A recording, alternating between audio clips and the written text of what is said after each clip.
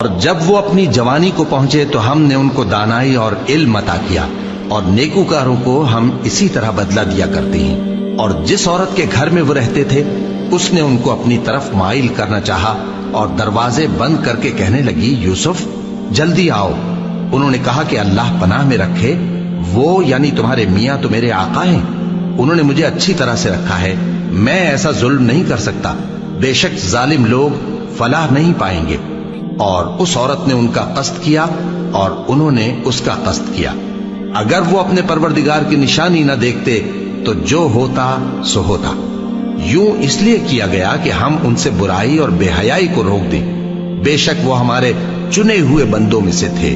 اور دونوں دروازے کی طرف بھاگے، آگے یوسف پیچھے زلیخا، اور عورت نے ان کا کرتا پیچھے سے پکڑ کر جو کھینچا تو پھاڑ ڈالا، اور دونوں کو دروازے کے پاس عورت کا خاوند مل گیا۔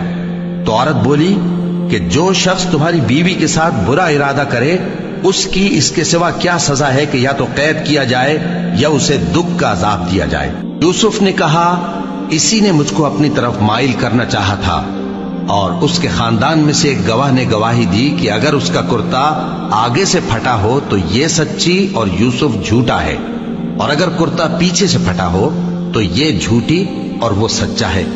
سو جب اس کا کرتا دیکھا تو پیچھے سے پھٹا تھا، تب اس نے زلیخا سے کہا کہ یہ تمہارا ہی فریب ہے، اور کچھ شک نہیں کہ تم عورتوں کے فریب بڑے بھاری ہوتے ہیں۔ یوسف اس بات کا خیال نہ کر، اور زلیخا تو اپنے گناہ کی بخشش مانگ، بے شک خطا تیری ہی ہے۔ اور شہر میں عورتیں گفتگویں کرنے لگیں کہ عزیز کی بیوی اپنے غلام کو اپنی طرف مائل کرنا چاہتی ہے اور اس کی محبت اس کے دل میں گھر کر گئی ہے، ہم دیکھتی ہیں کہ وہ کھلی گمراہی میں ہے۔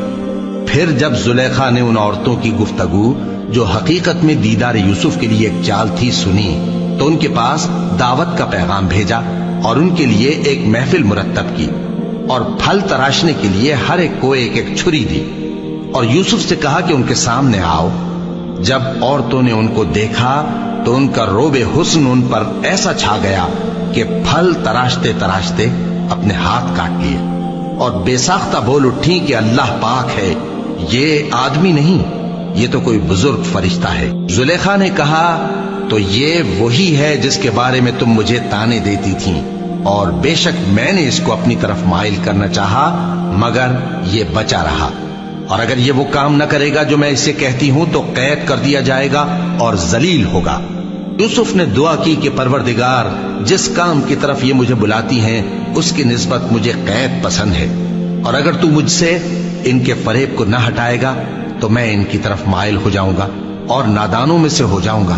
پس ان کے رب نے ان کی دعا قبول کر لی اور ان سے عورتوں کا داؤں ٹال دیا، بے شک وہی تو سننے والا ہے، جاننے والا ہے۔ پھر باوجود اس کے کہ وہ لوگ ان کی بے گناہی کے نشان دیکھ چکے تھے، ان کی رائے یہی ٹھہری کہ کچھ عرصے کے لیے ان کو قید ہی کر دیں۔ اور ان کے ساتھ دو اور جوان بھی داخل زندہ ہوئے۔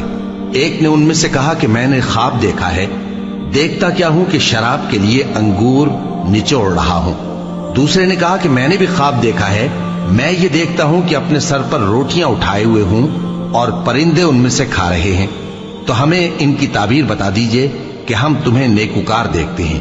یوسف نے کہا کہ جو کھانا تم کو ملنے والا ہے وہ آنے نہیں پائے گا کہ میں اس سے پہلے تم کو اس کی تعبیر بتا دوں گا۔ یہ ان باتوں میں سے ہے جو میرے پروردگار نے مجھے سکھائی ہیں۔ جو لوگ اللہ پر ایمان نہیں لاتے اور آخرت کا انکار کرتے ہیں، میں نے ان کا مذہب چھوڑ دیا ہے،